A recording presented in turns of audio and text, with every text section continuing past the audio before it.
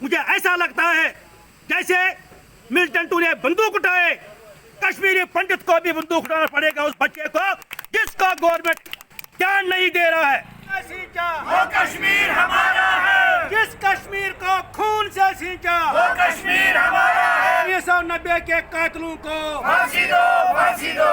किस तरह खून बह गया, वहां पर खून की होलियां खेली गई कश्मीर में। क्या यह सेंट्रल गवर्नमेंट को नहीं पता है? लेकिन गलतियां उनकी है जो हमें प्रोटेक्शन देने में असमर्थ रहे उस वक्त। आज का दिन हम काला दिन मना रहे हैं, जबकि 1990 में 19 जनवरी को कश्मीरी पंडितों को कश्मीर से खदेड़ा गया, किलिंग की गई। वो क्या था जो कश्मीरी पंडितों के साथ नहीं हुआ?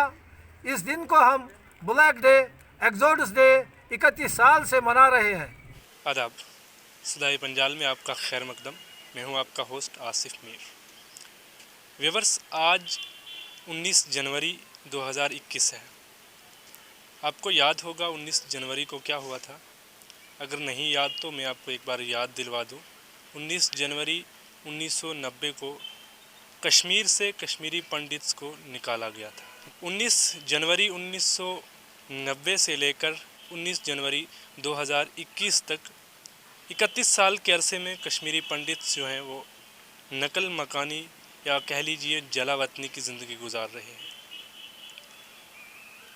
आज 19 जनवरी को जम्मू के इलाका नगरोटा के छोटे से टाउन जगती में जगती टाउनशिप कमेटी के अरकान और वहाँ के जो सदर हैं शहीदी लाल पंडिता जी की क़यादत में जगती के अंदर वहाँ के अरकान ने ब्लैक डे मनाया, काला परचम लहराया और एहतजाज किया। आज 110 दिन हो चुके हैं। जगती टाउनशिप के अरकान 110 दिन से लगातार स्ट्राइक पर हैं।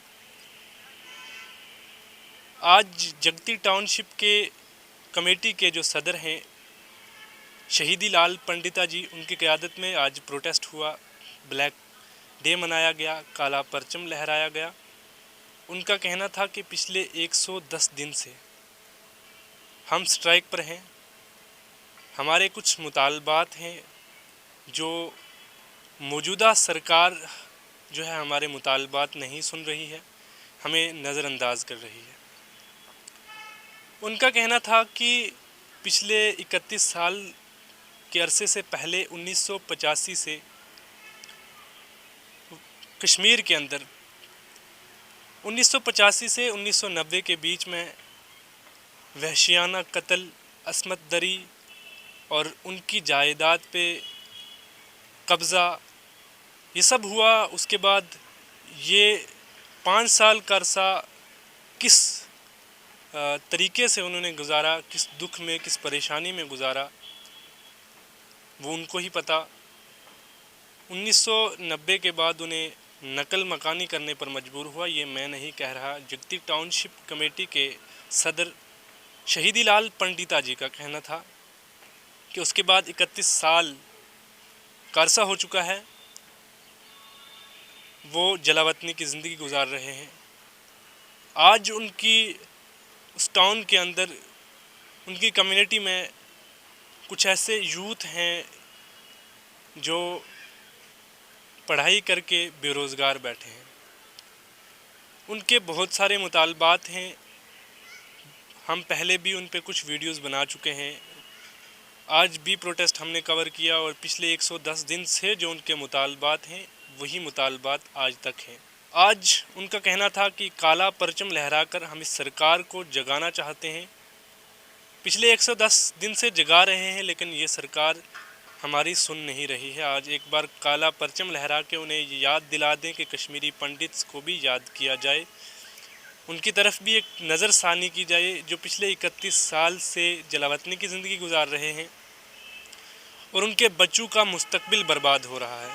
उनका कहना है कि अगर हमारे मुतालबात पूरे ना किए गए, हमें कश्मीर दोबारा से वापस भेजा नहीं गया, तो हमारा ये प्रोटेस्ट बहुत आगे तक जा सकता है।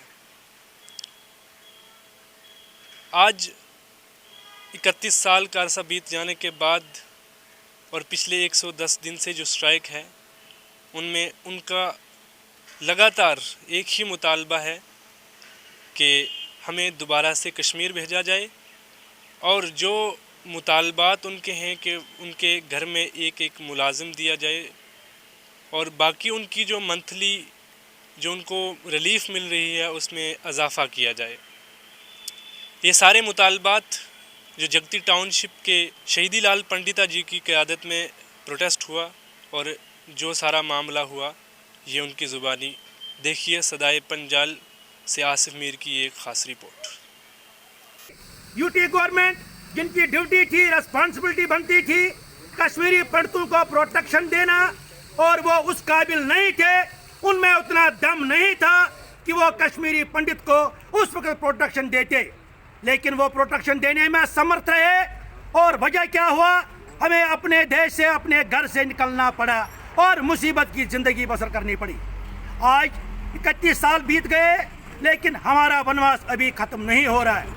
हम सेंट्रल गवर्नमेंट को, हमें बड़ी उम्मीद थी कि मोदी सरकार आएगी, और जिन्होंने हमेशा ये वादा किया था जब भी इलेक्शन होता था, कश्मीरी पंडितों को, कश्मीरी पंडितों को, कश्मीरी पंडितों को।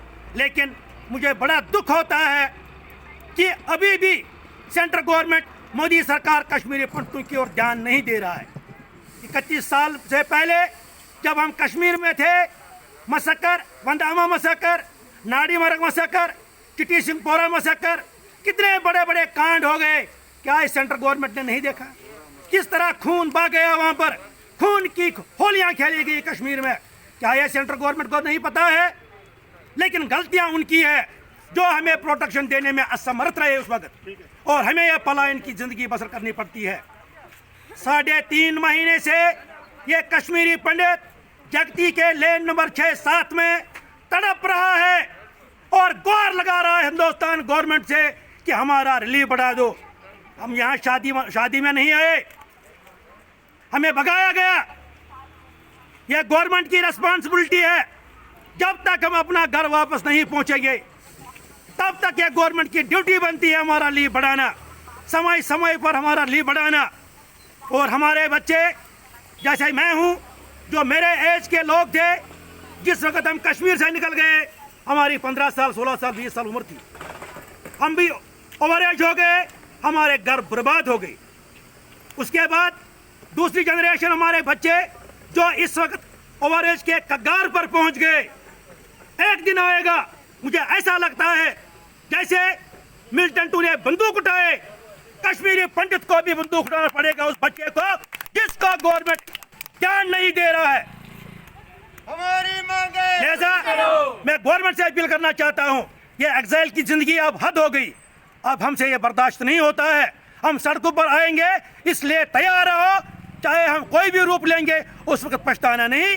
लिहाजा हमारी डिमांड जितनी भी है उनको फौरन से फौरन फिलअप किया जाए। जय हिंद।